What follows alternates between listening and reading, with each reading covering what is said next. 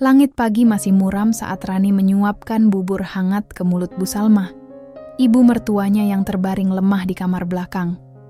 Tangannya cekatan, namun wajahnya tetap tenang dan teduh, seolah lelah tak pernah punya ruang di dalam hidupnya. "Pelan-pelan, Bu," ucap Rani lembut. "Ini masih hangat, saya kasih madu sedikit biar nggak pahit." Bu Salmah mengangguk kecil. Mata renta itu menatap menantunya dengan rasa syukur yang dalam. "Kamu tuh ya, Ran. Kalau bukan kamu, entah siapa yang mau ngerawat. Ibu kayak begini." Rani hanya tersenyum. Senyum tipis tapi menyimpan banyak hal. Ia tahu ucapan itu tulus, tapi juga menyimpan rasa sesal dari seorang ibu yang tahu anak lelakinya semakin jauh dari rumah. Pagi itu, seperti biasa, Rani lanjut menyapu halaman, mencuci baju Arman, lalu merapikan ruang tamu. Tak ada yang tahu betapa tubuhnya sebenarnya letih, tapi ia memilih diam. Suaminya, Arman, sudah beberapa bulan belakangan ini semakin sering pulang larut malam, bahkan kadang tak pulang sama sekali. Dulu, Arman adalah pria penyayang dan penuh perhatian, tapi sejak usahanya mulai maju, wajah dan hatinya berubah. Telepon, genggamnya lebih sering berbunyi, tapi jarang untuk Rani. Bahkan untuk sekadar makan malam bersama, kini seperti sebuah kemewahan. Sore itu, Arman akhirnya pulang. Mobil mewahnya berhenti di halaman. Rani buru-buru ke depan, membuka pagar, menyambutnya seperti biasa. "Mas sudah makan? Mau saya panasin lauknya?" Arman melepas jaket tanpa menatap wajah Rani. "Nggak usah, aku udah makan di luar." Rani diam sejenak. Hatinya perih, tapi ia tahu ini bukan waktu yang tepat untuk bertanya. Ia tahu nada itu. Dingin, acuh, tak peduli. "Bu Salmah nanyain Mas tadi pagi," ucap Rani pelan, mencoba memulai percakapan. "Beliau susah tidur semalam." "Suruh aja tidur," jawab Arman singkat. "Nanti aku jenguk." Tapi hingga malam, berganti, Arman tetap di ruang tamu, menatap layar ponselnya dengan serius. Sesekali ia tersenyum sendiri, lalu tertawa pelan. Bukan kepada Rani, bukan karena cerita keluarga, tapi entah kepada siapa yang sedang ada di seberang layar. Rani diam. Ia hanya duduk di sudut dapur, tangannya sibuk melipat baju. Tapi matanya berkaca-kaca. Ia bukan perempuan bodoh. Ia tahu ada yang berubah dalam rumah ini, dalam suaminya, dalam kebahagiaan mereka yang dulu pernah sederhana, tapi cukup. Hari-hari berikutnya, pola itu berulang. Arman makin jarang pulang, dan kalaupun pulang, hanya untuk mandi dan ganti baju. Sesekali ia menginap di luar kota dengan alasan bisnis. Tapi aroma parfum asing di bajunya, dan senyuman yang tak pernah lagi ia bagi untuk Rani, telah memberi cukup petunjuk. Rani tak langsung menuduh. Ia bukan tipe wanita yang mencari ribut, tapi hatinya hancur perlahan, seperti gelas yang retak setiap malam, menunggu pecah pada waktunya. Suatu sore, Nina, sahabat lamanya, datang berkunjung. "Ran, kamu kok makin kurusan?" tanya Nina prihatin. "Arman kemana? Udah seminggu aku kesini, selalu nggak ada." Rani hanya tersenyum. "Lagi sibuk kerja," katanya. "Kerja atau jalan sama cewek lain?" Celetuk Nina. Kalimat itu mengendap di udara. Sunyi. Pedih. Rani terdiam. Bukan karena tak tahu, tapi karena terlalu sakit untuk membenarkan. Nina menggenggam tangannya. "Kamu tuh terlalu baik, Ran, tapi jangan sampai kamu disia-siakan. Kamu berhak bahagia." Rani hanya mengangguk pelan. Kata bahagia terasa jauh baginya saat ini. Suatu malam, Rani tak sengaja mendengar suara Arman di telepon. Suaminya duduk di teras belakang, berbicara sambil tertawa kecil. Tapi isi percakapan itu seperti pisau yang menghunjam telinga. "Rani, iya sayang, sabar ya. Sebentar lagi aku akan bicarakan sama dia. Aku pengen serius sama kamu. Tenang aja, nanti semua aku yang tanggung." Rani menahan napas di balik tirai. Jantungnya berdetak keras. Bicarakan sama dia? Siapa? Tapi hatinya sudah tahu jawabannya. Malam itu Rani tidak tidur. Ia duduk di samping Bu Salmah yang batuk-batuk tak henti. Ia mengelus punggung mertuanya, menahan air mata yang jatuh diam-diam. Dalam keheningan malam, hanya suara napas berat ibu mertua dan degup kecewa di dadanya yang terdengar jelas.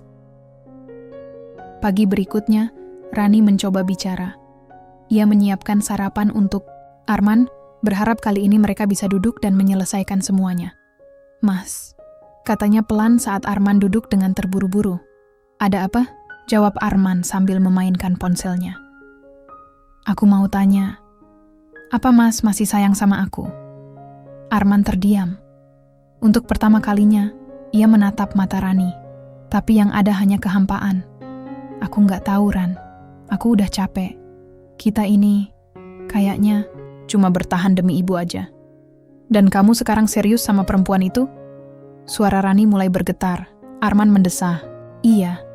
Aku pengen nikah sama Dina. Dia ngerti aku, dia hidupnya ceria, nggak kayak kamu yang cuma ngurus rumah sama ibu. Kalimat itu memukul keras. Rani membeku. Berarti, aku yang salah karena merawat ibumu? Karena berusaha jadi istri. Yang baik, Arman tidak menjawab. Ia berdiri, lalu pergi begitu saja, meninggalkan Rani dengan air mata yang jatuh tanpa suara, dan hati yang patah tanpa sempat dibela. Rani menatap kosong ke arah pintu yang baru saja ditutup Arman. Suara langkah kaki suaminya yang menjauh masih bergema di telinganya, seolah mempertegas betapa jauh hati mereka telah terpisah. Satu persatu kenangan tentang pernikahan mereka berkelebatan di benaknya. Janji manis, tawa sederhana, perjuangan bersama saat Arman memulai usahanya dari nol. Kini semua terasa seperti kebohongan. Hari itu, Rani masih menyelesaikan pekerjaan rumahnya seperti biasa. Tapi langkahnya terasa berat. Pandangannya kosong. Tangannya gemetar saat mencuci piring, dan air mata terus jatuh tanpa ia sadari. Ibu mertua yang sedang duduk di kursi roda, memperhatikan dengan gelisah. Ran, kamu kenapa, nak? Rani buru-buru menyeka pipinya. Enggak apa-apa, Bu. Cuma kecapekan. Bu Salmah menatap dalam. Kamu jangan bohong sama ibu. Muka kamu kayak orang patah hati. Rani tersenyum, meski hatinya hancur. Mungkin karena ibu benar. 2 hari kemudian, kepastian itu datang. Nina kembali datang ke rumah membawa kabar yang membuat hati Rani remuk lebih dalam. Ran, kamu tahu siapa Dina itu? Dina? Rani mengerutkan dahi. Nina mengangguk. Perempuan itu, dia sering dijemput Arman. Waktu aku ngantar anakku ke les, aku lihat mereka makan bareng. Arman gandeng tangannya, di depan umum. Rani menghela napas panjang. Jadi benar. Nina mendekat, menggenggam tangan sahabatnya. Dia bukan cewek, biasa Ran. Aku dengar-dengar, dia anak orang kaya. Tapi manja, matre. Gaya hidupnya mewah banget. Tapi Arman, dia kayak budaknya. Rani menunduk. Kepalanya terasa berat. Selama ini, ia selalu berharap semuanya hanya salah paham atau ujian rumah tangga yang bisa diperbaiki. Tapi kini, kenyataan itu menamparnya keras. Suaminya mencintai perempuan lain, dan parahnya, perempuan itu bahkan tidak mengenal pengorbanan. Malam, harinya Rani menunggu Arman di ruang tamu. Kali ini, ia sudah siap menghadapi apapun. Saat pintu dibuka dan Arman masuk, ia disambut oleh tatapan mata Rani yang tidak biasa. Bukan tatapan lemah, tapi tajam dan penuh luka. Kita perlu bicara, ucap Rani pelan tapi tegas. Arman menghela napas, meletakkan kunci di atas meja. Tentang apa lagi? Dina. Arman mengangkat alis. Oh, kamu sudah tahu? Sudah, jawab Rani, tenang namun dalam. Aku juga tahu kalian sudah seperti suami istri, di depan umum. Arman tertawa kecil. Lalu kamu mau apa? Marah? Nangis? Itu nggak akan mengubah apa-apa, Ran. Yang aku minta cuma satu, kata Rani. Jawaban jujur. Apa kamu masih menganggap aku istrimu? Atau aku cuma penjaga ibumu sekarang? Arman menatap tajam. Aku sudah bilang sebelumnya. Aku capek, Ran. Kamu terlalu serius. Hidupmu cuma tentang rumah, ibu, dan dapur. Aku butuh warna. Aku butuh sosok yang bisa bikin aku bahagia, bukan cuma nurut dan tunduk. Dan kamu pikir Dina bisa kasih itu? Suara Rani mulai bergetar. Kamu pikir perempuan yang bahkan nggak mau merawat ibumu, yang cuma tahu foya-foya, bisa menggantikan aku? Arman mengangkat bahu. Itu urusanku. Aku mau nikah sama dia. Rani tertawa kecil, getir. Tanpa pikirkan perasaan ibu, perasaanku, dan semua yang sudah kita bangun selama ini. Aku sudah pikirkan semuanya, jawab Arman singkat. Dan ini keputusan terbaik buat aku. Rani tidak menjawab. Ia berdiri, berjalan ke kamar Bu Salmah, lalu menatap ibu mertuanya yang tengah tertidur pulas. Wajah renta itu penuh keriput, tubuhnya lemah, dan hanya Rani yang dengan sabar merawatnya, siang dan malam. Malam itu Rani duduk di ujung ranjang, menatap langit-langit yang diam. Ia merenung. Haruskah ia bertahan? Untuk siapa? Untuk suami yang mengkhianatinya? Atau ibu mertua yang kini menjadi satu-satunya yang menganggapnya berharga? Pagi harinya, Arman pergi tanpa pamit. Kali ini ia bahkan tak menoleh pada ibunya yang duduk sendirian di kursi roda.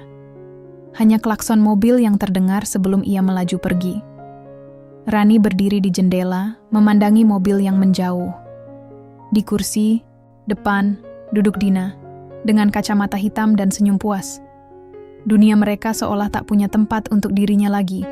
Hati Rani hancur, tapi bukan hanya karena dikhianati, melainkan karena dia menyadari cintanya telah dikalahkan oleh keserakahan. Sejak saat itu, Rani menjalani harinya dengan luka yang ia sembunyikan rapat. Ia tetap merawat Bu Salmah dengan sepenuh hati, tapi senyumnya mulai redup. Ia mulai menyiapkan dirinya. Mungkin saatnya memilih jalan yang berbeda. Tapi yang tak pernah ia duga, justru dari balik penderitaan itu, kekuatan mulai tumbuh. Ia tahu, jika harus memilih, ia tidak akan membiarkan dirinya terus diinjak-injak. Ia berhak untuk bahagia, ia pantas dihargai. Dan jika Arman memilih untuk mengorbankan semuanya demi keinginan sesaat, maka biarlah waktu yang membuktikan siapa yang akan menyesal. Langit tampak murung ketika Rani berdiri di beranda rumah. Angin sore mengibaskan ujung kerudungnya, membawa serta kegetiran dalam hatinya. Sudah 3 minggu sejak Arman terang-terangan mengaku akan menikahi Dina. Selama itu pula Rani menjalani hari-harinya dengan hati yang makin terkoyak. Ia masih setia mengurus Bu Salmah, tetap menyapu halaman, memasak, dan membersihkan rumah. Tapi semangatnya perlahan memudar.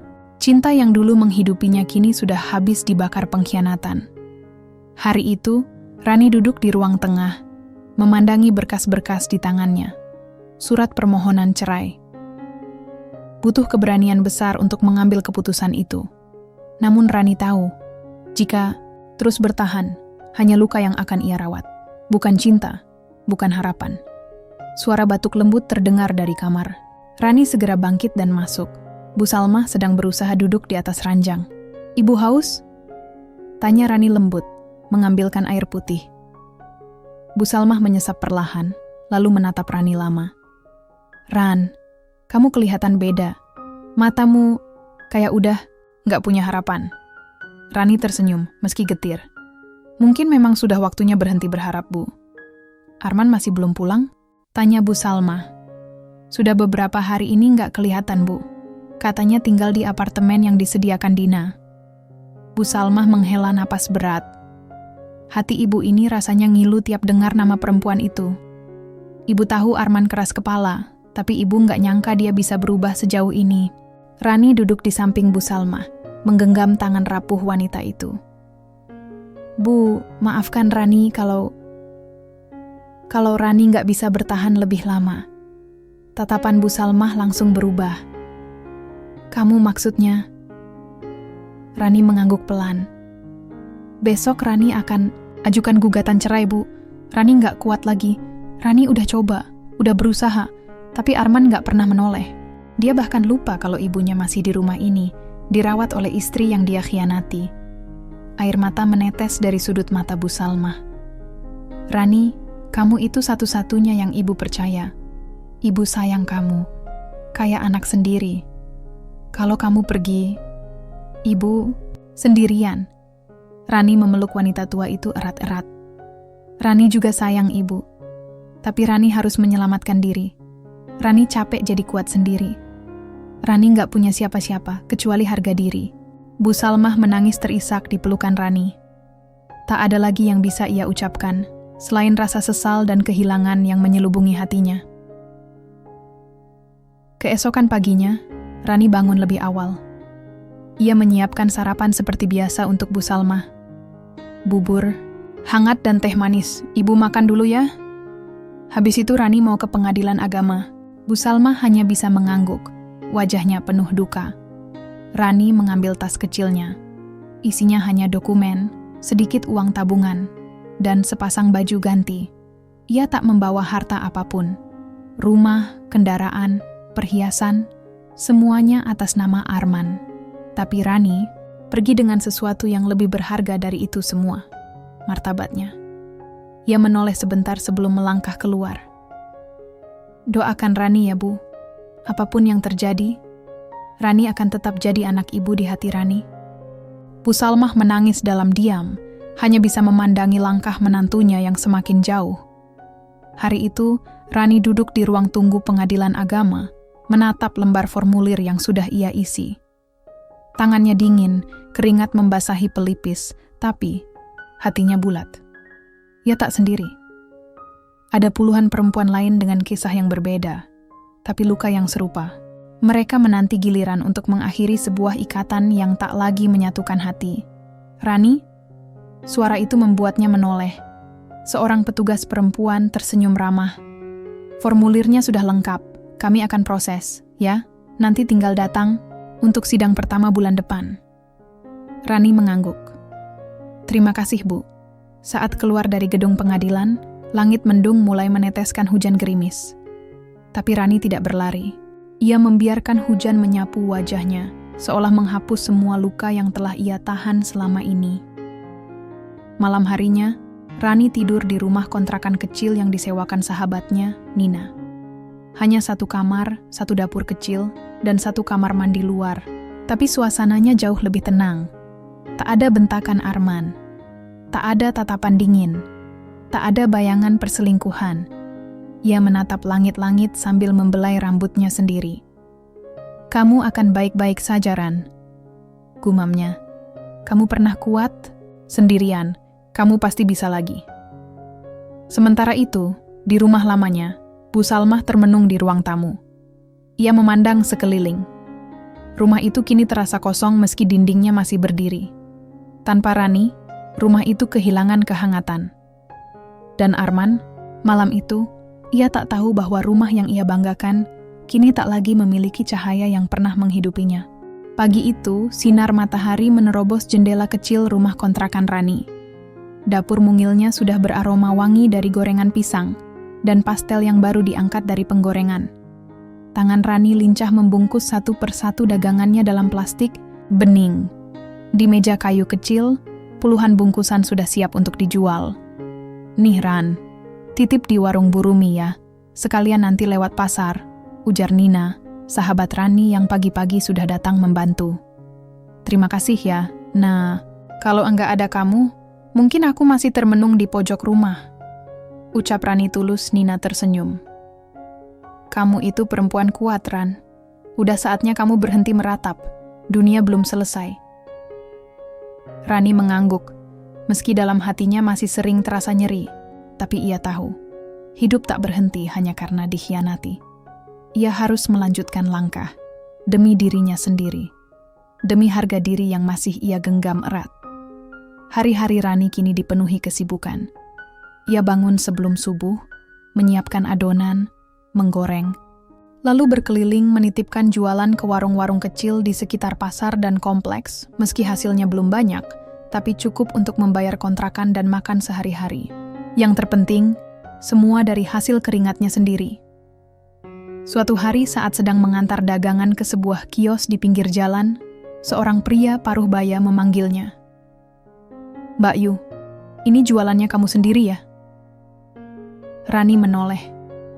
Lelaki itu mengenakan Kemeja lengan panjang yang dilipat rapi, topi polos, dan senyum ramah di wajahnya. Di belakangnya ada mobil bak terbuka bertuliskan Darto Jaya, Distribusi dan Logistik. "Iya, Pak," jawab Rani sopan. "Saya titip di sini setiap pagi. Wah, semangat sekali. Saya lihat dari tadi keliling terus. Saya Darto," katanya mengulurkan tangan. Rani membalas dengan senyum tipis.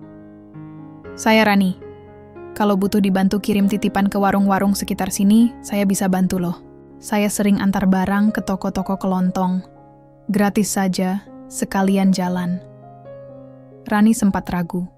Ia tak terbiasa menerima bantuan dari orang asing, tapi sikap Pak Darto terlihat tulus, tidak berlebihan, dan sopan. "Terima kasih, Pak, tapi saya belum berani titip banyak-banyak." "Takut nggak laku?" jawab Rani, mencoba halus. Pak Darto tertawa kecil. "Kalau begitu, kapan-kapan aja kalau butuh. Saya sering mangkal di dekat pos ronda itu." Hari demi hari berlalu. Usaha Rani mulai dikenal orang sekitar. Ia mulai menerima pesanan untuk gorengan acara pengajian dan arisan. Dengan bantuan Nina, Rani juga mulai mencoba promosi lewat media sosial. Namun di sisi lain, kehidupan Arman jauh dari kata damai. Rumah yang dulu ia banggakan bersama Rani kini sunyi. Dina, perempuan yang ia pilih, ternyata tidak seperti bayangannya dulu. "Sayang, aku mau ganti mobil. Yang kemarin udah bosan," kata Dina suatu malam, sambil merapikan kuku akriliknya yang baru Arman menoleh dari balik laptop, wajahnya letih. "Baru 2 bulan kamu pakai mobil itu, Dina." "Ya, terus kenapa? Emang nggak boleh istri pengusaha ganti mobil tiap 2 bulan? Dina memutar bola matanya. "Dina, kita nggak bisa terus-terusan. Hamburkan uang. Bisnis juga lagi sepi, pabrik banyak pengeluaran." Dina berdiri, bersedekap. "Jadi kamu nyesel nikah sama aku? Mau balik ke istri kampung itu?" Arman terdiam. Ia teringat wajah Rani. Perempuan yang tak pernah meminta macam-macam. Yang selalu merawat ibunya dengan ikhlas, bahkan saat ia bersikap dingin dan menyakitkan. Sekarang Dina bahkan menolak menjenguk Bu Salma. "Aku bukan suster," katanya suatu hari saat Arman mengajak menjenguk ibunya yang jatuh sakit lagi. Perlahan, Arman mulai merasa kehilangan, tapi semuanya sudah telanjur. Sementara itu, Rani pulang ke rumah kontrakan dengan senyum tipis di wajah. Hari itu ia menerima pesanan gorengan untuk 100 bungkus dari Ibu RT. Uang hasil jualan ia sisihkan untuk membeli kompor baru. Kompor lama sudah mulai rewel. Malam harinya, saat ia sedang mencuci peralatan dapur, ponselnya berdering. Nomor tak dikenal. "Assalamualaikum. Ini Rani, ya?" Suara di ujung sana berat dan lembut. "Waalaikumsalam." "Iya, betul. Ini siapa ya?" "Saya Darto. Maaf kalau ganggu malam-malam. Saya cuma mau bilang, kalau Rani butuh tempat jualan tetap, saya ada kios kosong di depan gudang. Bisa dipakai tanpa sewa. Anggap aja kerjasama." Rani terdiam. Ia tak menyangka seseorang yang belum lama dikenalnya menawarkan bantuan sebesar itu. Tapi ia juga tahu, Pak Darto tak pernah bersikap melewati batas. Selalu ramah, tidak memaksa. "Terima kasih banyak, Pak. Tapi boleh saya pikirkan dulu? Saya nggak mau terlalu merepotkan." "Tentu, Mbak. Pikirkan baik-baik. Saya cuma kagum sama semangat kamu. Jarang ada perempuan sekuat kamu." Setelah menutup telepon, Rani termenung. Kata-kata Pak Darto membuatnya sadar. Luka yang ia bawa ternyata telah mengajarinya berdiri lebih kokoh dari sebelumnya. Malam itu, untuk pertama kalinya Rani tidur tanpa rasa gelisah. Di luar, hujan turun pelan, membasuh tanah yang gersang. Dan di dalam, hati Rani mulai menemukan ruang untuk tumbuh kembali. Langit sore tampak mendung, menggantung di atas rumah besar yang dulu menjadi tempat tinggal Rani dan Arman. Namun, rumah itu kini tak lagi berisi kehangatan. Suasana sepi dan dingin, nyaris tanpa canda atau tawa. Di ruang tengah, Arman terduduk, lesu di sofa. Kemejanya kusut, rambutnya tak terurus, dan wajahnya lebih tirus dari biasanya. Laporan keuangan di tangannya menunjukkan angka merah. Bisnis distribusi alat rumah tangga yang dulu digadang-gadang akan meluas ke kota-kota tetangga, kini justru terseok. Mitra mulai mundur satu persatu karena keterlambatan pembayaran. Dana habis bukan karena operasional semata, tapi lebih banyak karena gaya hidup Dina yang kelewat batas. Sementara itu, suara tawa Dina terdengar dari lantai atas. Perempuan muda itu sedang melakukan siaran langsung di media sosial, memamerkan barang-barang branded terbarunya, tas, jam tangan, dan sepatu dengan harga selangit. Sayang, kamu bisa turunin volume nggak? Arman akhirnya bersuara. Dina hanya melirik sekilas ke bawah. Aku lagi live, jangan ganggu. Arman menghela napas panjang. Sudah terlalu sering hal ini terjadi. Dina tidak pernah peduli dengan urusan rumah, apalagi soal ibunya, Bu Salma, yang kini terbaring lemah di kamar belakang. Perempuan tua itu sering mengigau memanggil nama Rani dalam tidurnya, menangis, dan menolak disuapi oleh perawat yang Arman gaji. Ibu kamu ngambek lagi tuh, ujar Dina saat malam tiba, tanpa rasa. Prihatin, aku udah suruh Mbak Rina buat jaga, tapi ibu malah nyolot. Ibu bukan barang tua rusak, Din. Dia butuh perhatian, balas Arman dengan nada jengkel. Ya urus sendiri. Aku ini istrimu, bukan perawat rumah sakit. Tukas Dina ketus, lalu pergi ke kamarnya dan membanting pintu. Arman merasa amarah menyesakkan dadanya. Ia memijit pelipis, duduk di tepi tempat tidur ibunya. Bu Salmah membuka mata, sayu dan berkaca-kaca. Rani, mana Rani? Lirihnya pelan. Arman tercekat. Nama itu, nama yang sudah lama tidak ia dengar, disebut dengan penuh kasih sayang, justru kini menghantuinya. Seseorang yang ia buang demi perempuan yang hanya peduli pada kemewahan. Sementara itu, di rumah kontrakan sederhana di ujung gang kecil, suasana jauh berbeda. Rani sedang sibuk mengepak pesanan gorengan untuk acara syukuran, sebuah toko. Senyumnya mengembang meski tubuhnya letih. Di sebelahnya, Nina membantu menghitung jumlah pesanan, sambil sesekali mencicipi pastel isi ayam buatannya. Rani, kamu makin hebat aja, puji Nina. Udah kayak pengusaha catering sekarang, Rani tertawa kecil. Pelan-pelan, Nah, aku masih banyak belajar. Tapi aku senang, sekarang hidupku lebih tenang, gak ada lagi tekanan batin. Di pojok ruangan, meja kecil tempat ia menaruh buku catatan kini sudah rapi. Ia mulai mencatat pemasukan dan pengeluaran, belajar dari YouTube, bahkan sedang merencanakan membuka gerai kecil di dekat pasar. Tawaran Pak Darto soal kios masih ia pertimbangkan, tapi kemungkinan besar akan diambil bulan depan. Pak Darto sendiri tak pernah memaksa. Ia tetap bersikap sopan dan menghargai ruang Rani.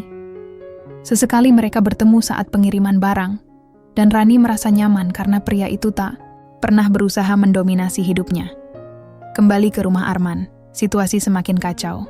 Satu persatu pegawai mulai mengundurkan diri karena gaji telat dibayar. Distributor menolak mengirim barang karena tagihan lama belum dilunasi. Arman stres. Ia mulai menjual barang-barang di rumah. Mobil kedua, sepeda motor, bahkan beberapa furnitur mulai raib dari ruang tamu. Dina mengamuk. Kamu pikir aku mau hidup susah? Aku nikah sama kamu karena kamu mapan. Kamu pikir aku nikah sama kamu buat dituntut terus tiap hari? Kamu bahkan nggak peduli sama ibuku? Arman membentak untuk pertama kalinya sejak mereka menikah. Aku nggak pernah sayang sama ibumu. Kalau kamu mau tahu, aku bahkan ogah nyentuh. Dia, jawab Dina tanpa rasa bersalah. Kalimat itu bagai sembilu menghujam dada Arman. Ia menatap perempuan di hadapannya dengan pandangan getir. Wajah cantik itu kini tak lagi menarik baginya. Ia hanya melihat seseorang yang penuh ego dan kepura-puraan. Arman keluar dari rumah malam itu, hujan turun deras, membasahi tubuhnya. Ia berjalan tanpa arah, hingga akhirnya sampai di depan warung kecil. Dari kejauhan, ia melihat Rani sedang membantu seorang ibu tua menaikkan dagangan ke motor. Wajah Rani tampak berbeda, lebih cerah, lebih tenang, meski tidak lagi menjadi miliknya. Ia ingin menghampiri, tapi urung. Ada rasa malu yang menahan langkahnya. Beberapa minggu kemudian, berita tentang bangkrutnya usaha Arman mulai tersebar. Rumah besarnya disita bank, Dina kabur entah kemana, meninggalkan Arman dengan tagihan dan ibunya yang makin sakit. Arman akhirnya menyewa rumah petak dan merawat ibunya seorang diri. Ia mulai sadar, tak ada yang lebih menyakitkan daripada kehilangan orang yang benar-benar tulus dalam hidupnya. Rani bukan hanya seorang istri, tapi cahaya dalam gelap hidupnya yang kini padam. Ia sempat mencoba menghubungi Rani, tapi nomor ponsel itu sudah tak aktif. Ia datang ke rumah kontrakan lama, namun sudah kosong. Tetangga bilang, Rani pindah ke tempat yang lebih baik, dan sekarang usahanya semakin berkembang. Karma tak pernah menunggu waktu yang lama. Arman kini menjadi saksi hidup bahwa pengkhianatan pasti berbuah penyesalan, dan perempuan yang dulu ia remehkan justru menjadi simbol ketabahan yang berbuah manis. Kamar kontrakan yang dulu sempit kini terasa seperti jurang yang menelan seluruh hidup Arman. Di ranjang tua, terbaring lemah tubuh Bu Salmah yang tinggal tulang dan kulit. Sejak Rani pergi, tak ada lagi yang merawatnya dengan tulus. Dina, istri, baru Arman. Sejak awal menolak merawat mertuanya. Dan kini, ia pun telah pergi, bersama pria kaya yang baru. Bisnis yang dulu digadang-gadang Arman bersama Dina ambruk total. Investasi bodoh, gaya hidup mewah, dan tabiat boros Dina menjadi bumerang yang menghantam keras. Rumah dijual, kendaraan disita, tabungan habis. Yang tersisa hanya dirinya yang hancur dan ibunya yang perlahan sekarat. Pagi itu, napas Bu Salmah semakin berat. Wajahnya pucat, pandangannya menerawang. Arman duduk di sampingnya, menggenggam tangan keriput ibunya dengan penuh kecemasan. "Ibu, Arman di sini, Bu." Lirihnya, matanya berkaca-kaca. Bu Salmah menggeliat pelan, mencoba bicara. Bibirnya bergetar, nyaris tak terdengar. "Rani." Arman menunduk. Nama itu masih menggema. Bahkan di detik-detik terakhir ibunya, ada rasa perih menyayat, seolah semua dosanya kembali menggores dadanya. Ia menggenggam tangan ibunya lebih erat. "Maaf, Bu. Rani udah nggak di sini," ucapnya dengan suara bergetar. Bu Salmah hanya menatap kosong, lalu perlahan. Kelopak, matanya tertutup. Nafasnya berhenti, tenang, tanpa derita lagi. Arman tercekat. Ia memanggil-manggil, mengguncang tubuh kurus itu, berharap ibunya hanya tertidur. Namun, kenyataan tak pernah sebaik harapan. Bu Salmah telah pergi. Dalam sepi, dalam kondisi yang tak layak, tanpa keluarga utuh di sekelilingnya, tanpa pelukan, menantu yang pernah mengabdikan hidupnya untuk sang mertua. Arman memeluk tubuh ibunya dan menangis keras. Penyesalan menghantam tanpa ampun. Ia ingin memutar waktu, tapi waktu tak pernah berpihak pada mereka yang terlambat menyadari nilai cinta dan pengorbanan. Pemakaman berlangsung sederhana. Tak ada karangan bunga mewah, tak ada keluarga besar. Hanya beberapa tetangga yang datang untuk menunjukkan belasungkawa. Arman berdiri kaku di depan liang lahat. Bajunya lusuh, matanya sembab. Di benaknya, ia memutar ulang semua kenangan bersama Rani. Betapa sabarnya perempuan itu mengurus Bu Salmah, bahkan saat sudah tak dihargai oleh suaminya sendiri. Betapa ia dulu meremehkan cinta tulus demi gemerlap semu dari Dina. Kini, semua yang ia miliki telah hilang. Dina pergi, bisnis bangkrut, ibunya meninggal, dan Rani sudah jadi sosok yang hanya bisa ia lihat dari kejauhan. Beberapa hari setelah pemakaman, Arman duduk di bangku taman kecil dekat makam Bu Salmah. Di tangannya, ia memegang foto lama, foto saat ulang tahun ibunya. Rani tersenyum cerah dalam foto itu, mengenakan baju sederhana dan menghidangkan makanan buatan tangannya. Air, mata Arman jatuh lagi. Kali ini bukan karena kehilangan, tapi karena sadar bahwa selama ini ia telah buta. Ia ingin meminta maaf. Meski Rani mungkin tak akan pernah memaafkannya, ia harus mencobanya. Dengan informasi seadanya dari pasar, Arman mencari keberadaan Rani. Butuh waktu berhari-hari hingga ia menemukannya di sebuah kios kecil yang menjual makanan rumahan di pinggiran kota. Ia menunggu dari kejauhan. Rani tampak sibuk melayani pembeli. Senyumnya hangat, geraknya lincah. Wajahnya bersinar dengan kebahagiaan yang tak pernah ia lihat sebelumnya. Di dekatnya, Nina membantu dengan cekatan. Mereka tampak kompak dan menikmati pekerjaan mereka. Arman berdiri mematung, merasa kecil, tapi dorongan hati membawanya melangkah mendekat. Rani. Suaranya parau, nyaris hilang tertelan keraguan. Rani menoleh. Ada keheningan sejenak. Tatapannya tak marah, tak juga tersenyum. Hanya datar, namun penuh kewaspadaan. Arman, jawabnya. Singkat Arman menggenggam topi lusuh di tangannya. Menunduk, lalu menatap Rani dengan mata penuh sesal. Aku datang bukan buat ganggu kamu. Aku cuma mau minta maaf. Semua yang aku lakuin ke kamu, ke ibu. Aku salah, Ran. Ibu udah nggak ada. Meninggal beberapa hari lalu. Sekilas, wajah Rani berubah. Ada luka lama yang tampaknya kembali menganga. Namun ia tetap tenang. Inna lillahi wa inna ilaihi raji'un, ucapnya pelan. Semoga ibu tenang di sisinya. Arman menarik napas dalam. Aku tahu aku nggak pantas minta maaf. Tapi aku nyesel. Dina udah pergi. Semuanya hancur. Aku cuma punya penyesalan sekarang. Rani menatapnya dalam. Lalu, dengan nada lembut tapi tegas, ia berkata, "Aku udah maafin kamu, Man. Tapi bukan berarti aku bisa kembali." Arman tertunduk, harapannya pupus. "Aku udah bukan Rani yang dulu," lanjutnya. "Dulu, aku hidup buat bahagiain kamu dan ibu. Sekarang, aku belajar hidup buat bahagiain diriku sendiri. Aku berdiri sendiri, bukan karena dendam, tapi karena aku nggak mau terjatuh di lubang yang sama." Arman mengangguk pelan. "Aku ngerti, Ran, dan kamu layak bahagia." Rani mengangguk ringan, memberi senyum kecil. "Kita sama-sama pernah terluka, Man. Tapi aku memilih menyembuhkan lukaku, bukan menggali yang lama." Arman menatapnya untuk terakhir kali sebelum berpaling. Langkahnya berat, tapi ia tahu ini adalah penutup. Bukan penutup untuk Rani, tapi untuk kebodohan dan egonya selama ini. Ia berjalan pergi, meninggalkan kios kecil itu dengan dada sesak. Namun ada satu hal yang kini ia tahu pasti.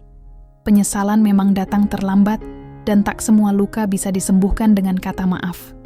Mentari pagi menyapu hangat halaman rumah kecil yang kini telah berubah menjadi dapur produksi catering. Aroma masakan menggoda keluar dari jendela, menyatu dengan tawa ringan para karyawan yang sibuk mengatur pesanan. Di tengah kesibukan itu, Rani tampak berdiri gagah mengenakan apron bersih, mencicipi satu persatu masakan yang siap dikirimkan kepada pelanggan. "Jangan lupa, pesanan untuk acara pernikahan di Jalan Wijaya dikirim jam 10, ya?" ucapnya sambil mencatat di buku. "Pesanan, iya Bu Rani," sahut para staf dengan semangat. Di sampingnya, Pak Darto, pria parubaya yang dulu hanya tetangga biasa, menyodorkan laporan keuangan mingguan. Wajahnya berseri. "Alhamdulillah permintaan terus naik. Minggu depan kita bisa mulai renovasi dapur bagian belakang." Rani tersenyum, menandatangani laporan itu. "Kita pelan-pelan saja, Pak Darto. Yang penting tetap konsisten." Tak ada lagi Rani yang terjebak dalam luka dan derita masa lalu. Ia telah bertransformasi menjadi perempuan, tangguh, berdiri di atas usahanya sendiri, tanpa bergantung pada siapapun. Bersama Pak Darto, ia membangun bisnis catering rumahan yang kini tumbuh pesat dan menjadi langganan tetap banyak instansi dan acara keluarga di kota itu. Perjalanan Rani tidak mudah. Setelah bercerai dan meninggalkan rumah Arman, ia memulai dari nol. Awalnya, hanya menerima pesanan kue basah untuk ibu-ibu pengajian. Dari satu loyang ke loyang lain, usahanya berkembang. Pak Darto, yang melihat ketekunan Rani, menawarkan kerjasama. Ia mengurus bagian logistik dan pemasaran, sementara Rani fokus pada produksi dan pengembangan menu. Kehidupan Rani kini penuh warna. Ia tak lagi menangisi masa lalu. Setiap pagi ia bangun dengan semangat baru, menyambut hari dengan syukur. Nina, anaknya, kini tumbuh menjadi gadis ceria dan cerdas. Ia sering membantu sang ibu membungkus nasi kotak atau menyusun pesanan. "Ibu, tadi Bu Yuli dari sekolah bilang, teman-teman suka banget sama bolu pandan buatan ibu. Mereka mau pesan buat ulang tahun sekolah minggu depan," kata Nina sembari menyodorkan brosur buatan tangannya. Rani mengusap kepala putrinya dengan penuh kasih. Wah, anak ibu makin jago jualan ya. Di mata Nina, Rani bukan hanya seorang ibu, tapi juga sosok panutan. Seorang perempuan kuat yang tetap tegak meski diterpa badai. Meski begitu, bayang-bayang masa lalu sesekali hadir, terutama ketika seseorang menyebut nama Arman. Lelaki itu pernah datang lagi ke kios mereka, hanya untuk melihat dari kejauhan. Ia tak bicara, tak menyapa, hanya berdiri dengan tatapan kosong, lalu pergi sebelum sempat membuat kehadirannya berarti. Rani tahu Arman masih menyesal. Tapi bagi Rani, maaf telah lama diberi. Hanya saja, ia memilih untuk tidak kembali ke masa lalu yang menyakitkan. Hati yang sudah utuh tak perlu lagi dibelah untuk cinta yang salah. Bu Rani, ada telepon dari panitia pernikahan minggu depan. Suara salah satu staf memanggilnya dari dalam rumah. Rani bergegas masuk, menjawab telepon, memberi konfirmasi. Setelah selesai, ia duduk sejenak di ruang tamu kecilnya. Di sana tergantung foto dirinya dan Nina saat mereka mengikuti bazar UMKM di Balai Kota. Saat Rani pertama kali meraih penghargaan sebagai pelaku usaha mandiri inspiratif. Pak Darto menyusulnya ke ruang tamu, membawa 2 cangkir teh. Rani, kamu tahu nggak, sejak kita mulai usaha ini, aku sering ditanya orang, kenapa kamu nggak menikah lagi? Rani tertawa pelan, mengambil cangkir teh hangat itu. Karena hidupku sudah penuh, Pak. Bukan berarti aku menutup hati, tapi aku udah bahagia dengan yang sekarang. Pak Darto mengangguk setuju. Bahagia memang nggak selalu harus bareng pasangan. Kadang cukup bareng orang-orang yang menghargai kita. Rani mengangguk. Ia tahu, kebahagiaan yang ia punya sekarang adalah hasil dari perjuangan panjang. Dari air mata yang dulu ia telan diam-diam, dari malam-malam tanpa tidur saat harus memenuhi pesanan sendirian, dan dari keberanian untuk meninggalkan yang menyakitkan meski masih mencintai.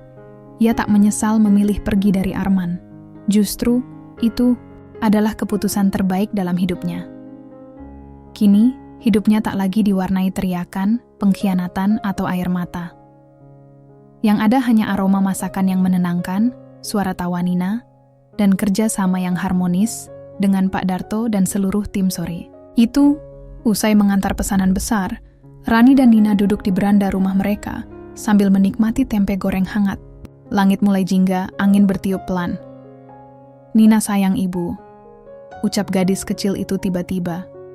Rani memeluk anaknya erat. Ibu juga sayang Nina. Lebih dari apapun di dunia ini. Tak ada lagi yang Rani butuhkan selain ini.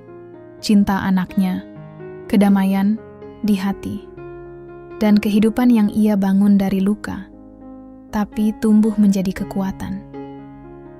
Dan bila suatu saat Arman kembali dengan penyesalan yang sama, ia hanya akan berkata dalam hati, "Aku sudah memaafkanmu, tapi hidupku tak berhenti di titik itu. Aku sudah berjalan terlalu jauh untuk kembali ke tempat di mana aku pernah dikhianati." Rani menatap langit. Dalam diam, ia tersenyum. Hidup memang tak pernah mudah. Tapi jika dijalani dengan hati yang tulus dan langkah yang berani, maka akan selalu ada jalan menuju bahagia.